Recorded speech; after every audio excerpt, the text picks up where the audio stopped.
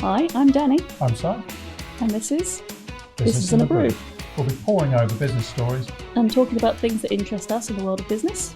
so we'd like you to just take a few minutes out, listen. Yeah, we'd love it if you join our conversation with us.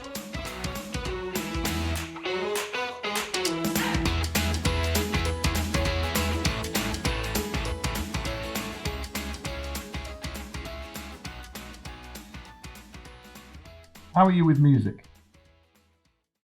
It depends if you're talking about like steps or like a good music. Okay, do you like music? I like poppy music. Yeah, okay, all right. Music does affect my mood and makes me happy, Oh, that's yes. good. That's But good. possibly not the music everyone else How likes. about live music?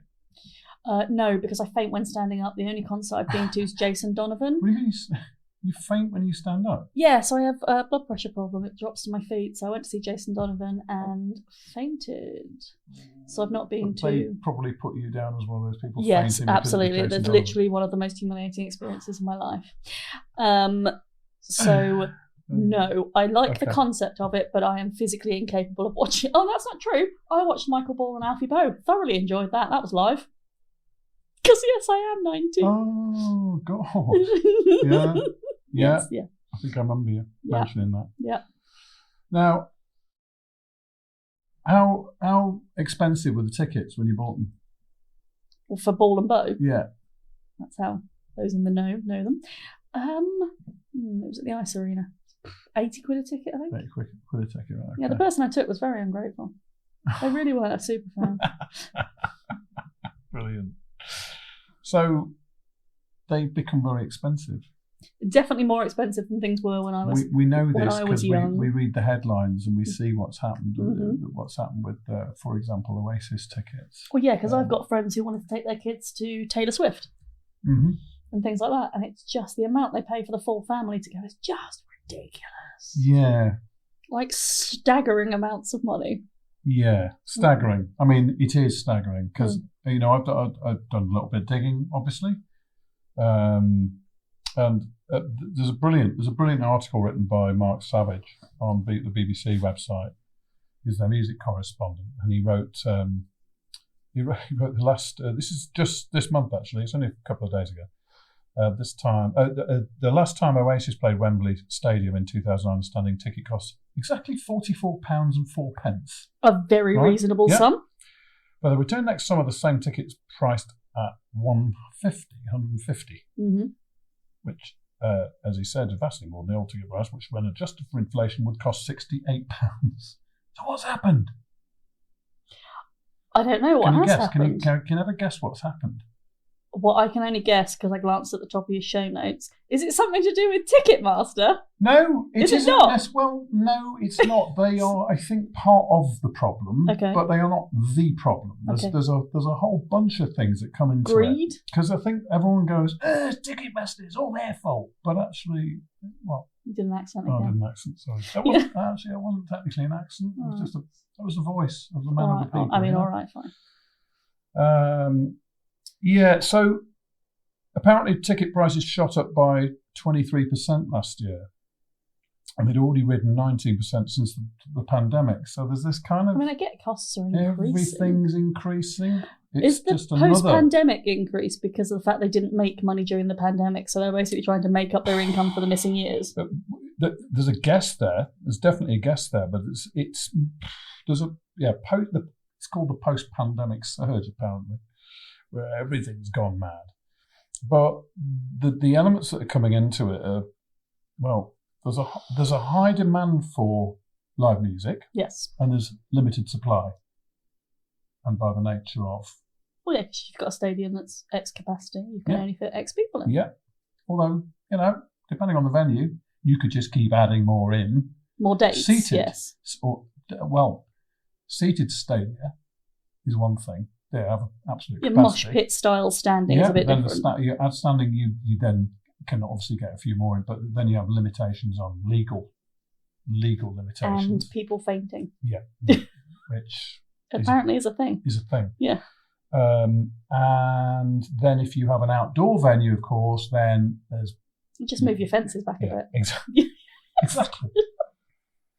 So there's an artist popularity part that comes with that. So limited supply, high demand. Everyone wants to go and see Oasis at the moment. So but as an artist, that's the way to make a lot of money. Without any doubt. Without a lot of work. Hold back your availability for a while, and then all of a sudden, you've got massive demand.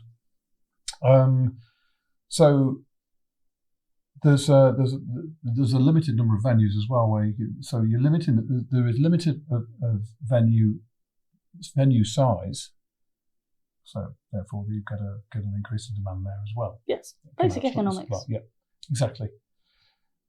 Dynamic pricing in the next thing. I don't really understand dynamic pricing. Can you give me like an idiot's guide?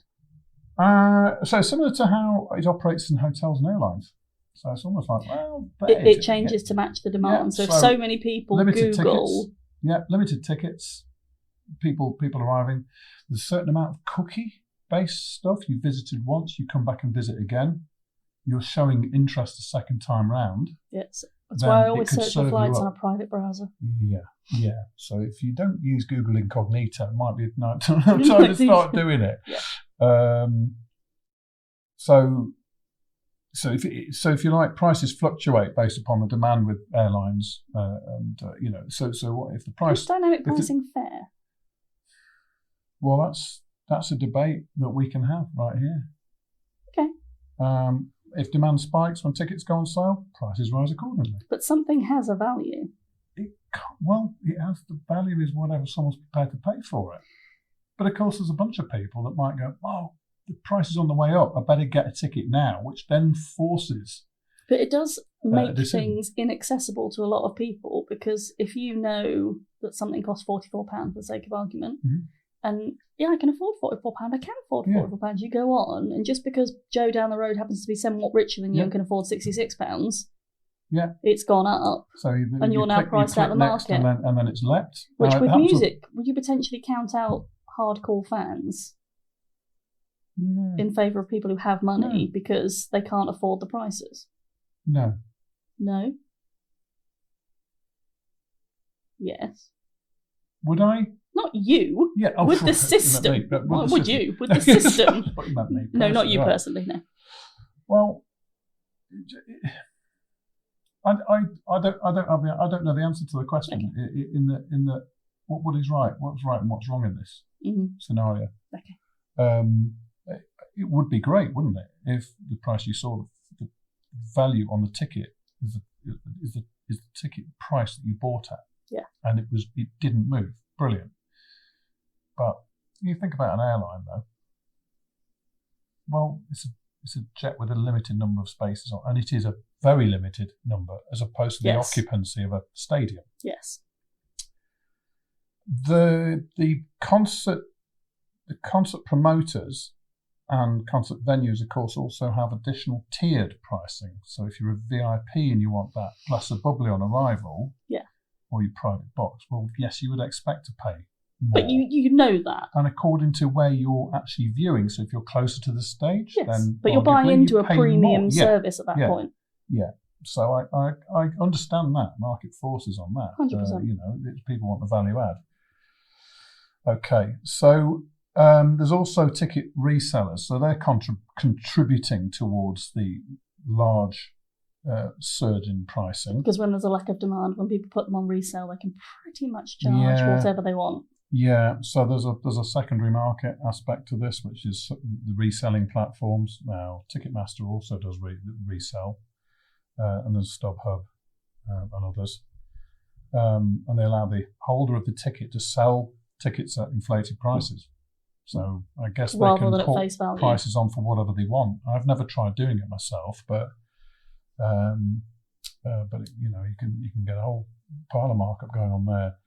There are scalpers and bots will often buy tickets quickly upon release and then resell them for much higher prices. So you imagine, you're competing up against bots. Now, what I did hear and have read is that some, music fans have been trying to buy tickets, but they've been accused by the website of being a bot. I think a lot of that happened with timing out in the system. If you were in there too long and it timed out on you, it threw you out. But you're forced into a position where you are holding on, and refreshing to try and get into the next stage with the behaviour of basically a bot. So there's the bot traffic, automated bots by robots, that is, buy tickets en masse when they go on sale, leading to quick sellouts and pushing consumers to the secondary market where prices are higher. So there's some nefarious stuff going on back there. I love that word. Nefarious. Yeah, it's a good word. And then also there's other impacts, rising production costs. So the cost of touring has increased. Artists these days are relying much more on touring to actually generate an actual income. Because you're not selling your CDs in HMV. Yeah, quite. And in streaming, you're not buying, you're streaming, and there's a tiny amount of money the artist gets from that streaming service. And concert production costs are high. And you think about the technology that's used in a gig. You're at a big gig, and there's a light show, and there's pyrotechnics, and there's video potentially, all the and all stuff that going on around that. There's a certain amount the venue will be providing, but there's a certain amount the production company that's touring with the band actually have to go and bring along themselves. Yes. It's going to become a lot more elaborate because the whole thing is about spectacle. Just a person on the stage with a small band is not the spectacle in a large venue. It can work in a small venue, but a massive venue is not a tiny person on stage. Jason Donovan was very without accoutrement, and he was great. Before I fainted. You didn't have a light show. He had no accoutrements there. But then looking at all the roadies that go along with a show, the logistics and all the crew travel, etc., and then wherever they are staying as well, because they're not sleeping behind the scenes or in the van lodge, like they used to. Although they may be sleeping on the tour bus. Is that? I doubt the main actors. The artist one. Yeah. And this, just going back to streaming, that's had quite an impact. Where once upon a time there were album sales, but of course any artist that has come along since the advent of streaming knows only that route. Yes. They don't know about, album I don't sales. remember the days before streaming. The glory days. The days of the LP. Yeah. And the live sing-along adverts on the radio. Yeah. And the feel of the vinyl and the sleeve. Yeah. Yes. But actually, all right, we know there's some that are producing vinyl. But yeah, the ticket prices have actually had to increase to meet that gap. And basically what amounts to loss of sales or loss of earnings. There are also ticketing fees that come into it as well. So on top of the price, there's also the fees. Ticketmaster, for example, can add 20 to 30% on to the base ticket price. To the consumer? To the end user, not to the artist? Yeah. Fees include processing. That's disgusting. So the electronic processing, because let's be honest, they're not doing anything themselves. Yeah, but if you also want to have it delivered as well, if you want to have tickets in the post. I'm pretty confident it's also cost me £30% of £150 to get a ticket delivered. Don't even do maths, but that was what, 40 quid?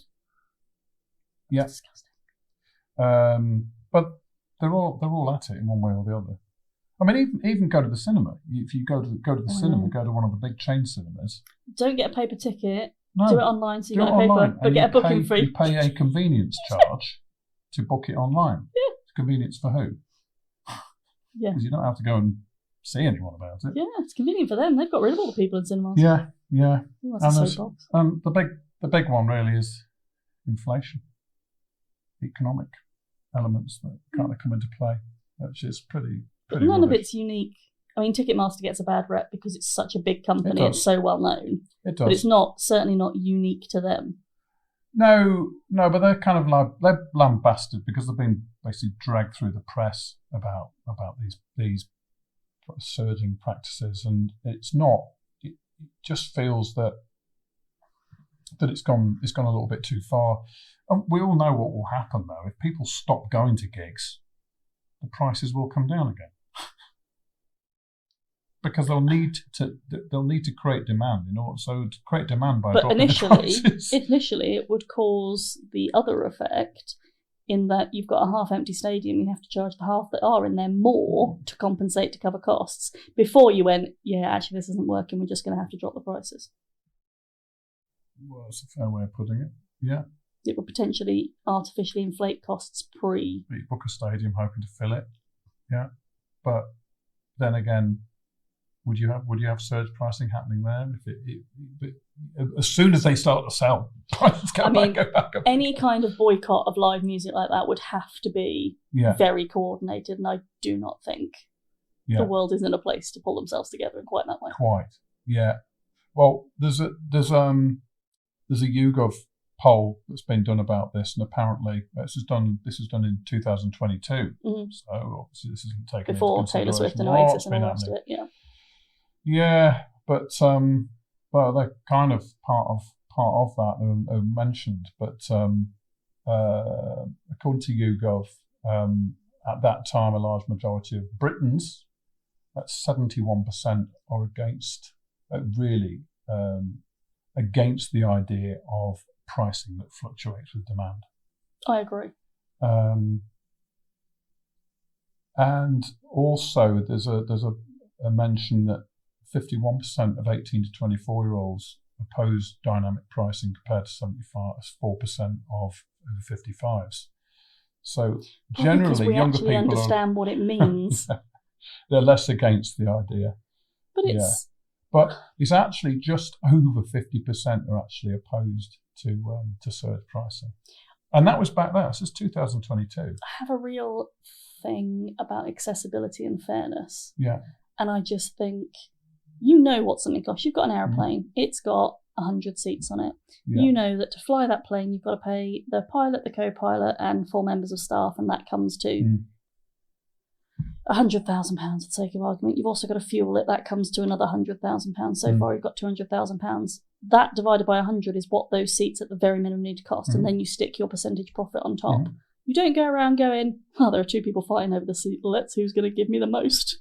That's not fair. Yeah, that means that people who would ordinarily be able to afford to fly to Spain can't. It's just an auction then, in which case. Yes. They may as well just auction the tickets. Without telling people it's like that. Yeah. And it also pushes people out of their comfort zone, because potentially it could put people in a situation where, absolutely, 8-year-old daughter, I'd love to take you to Taylor Swift. The tickets are only £150. That's not a problem. You go online, you've already promised your child, you go on there and suddenly the tickets are at 300, but you've already made that promise and you're already stuck there in front of it. So what do you do? Quite. Potentially pushing people into debt or unfair situations where they have to make decisions they wouldn't usually have made. Oh, yeah, that's true. Well, of the respondents of this YouGov poll, actually turns out 51% say the price of the actual tickets prevented them from attending a gig at least once in the last 5 years.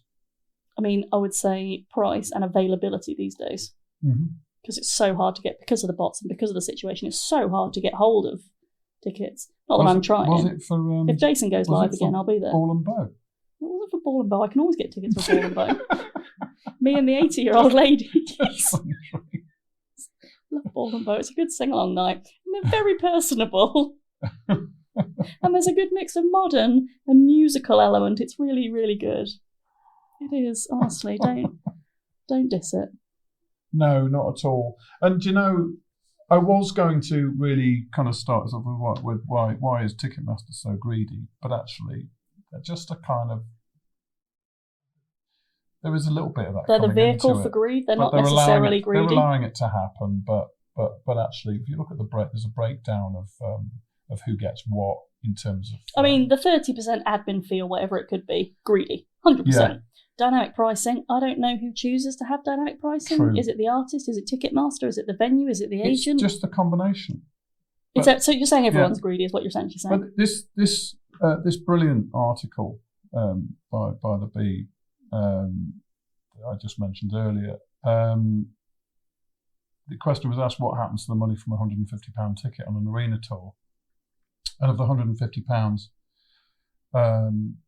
the artist gets £93.60 per ticket. That's a large chunk. Now it says here, because there's an asterisk, Some of this pays for tour expenses such as crew transport, etc., etc. But then there's also VAT at 25%.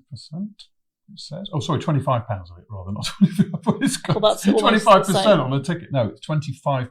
Yeah. Sorry, £25. Why am I saying that? £25 because for VAT at 20. That's a very high VAT rate. Yeah.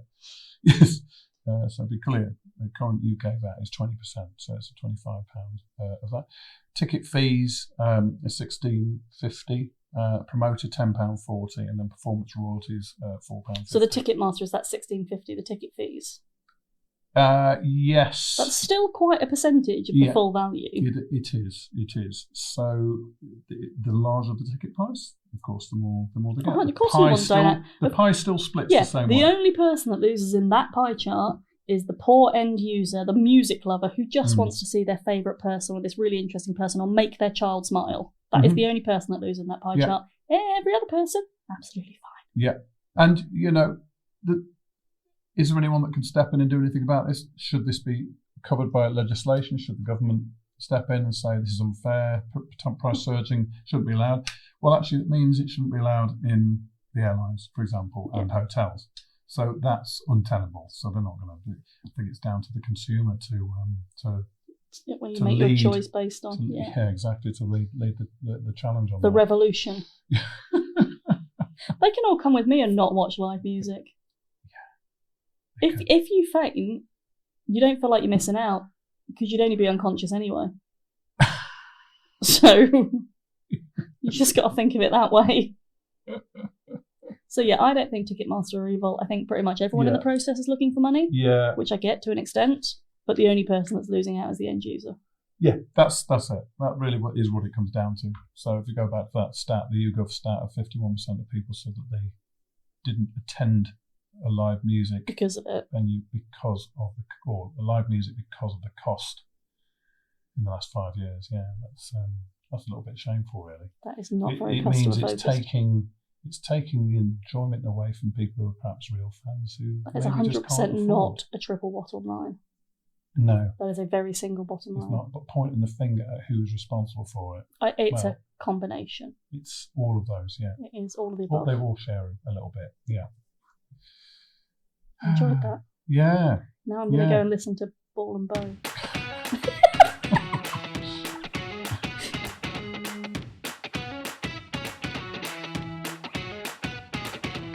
Thanks so much for listening and being a part of today's episode. If you like what you've heard, or if you feel there's something missing, or you want to ask any questions, please get in contact. And if you love listening to us as much as we love talking to you, subscribe, download, leave us a review. All the love helps. Thank you.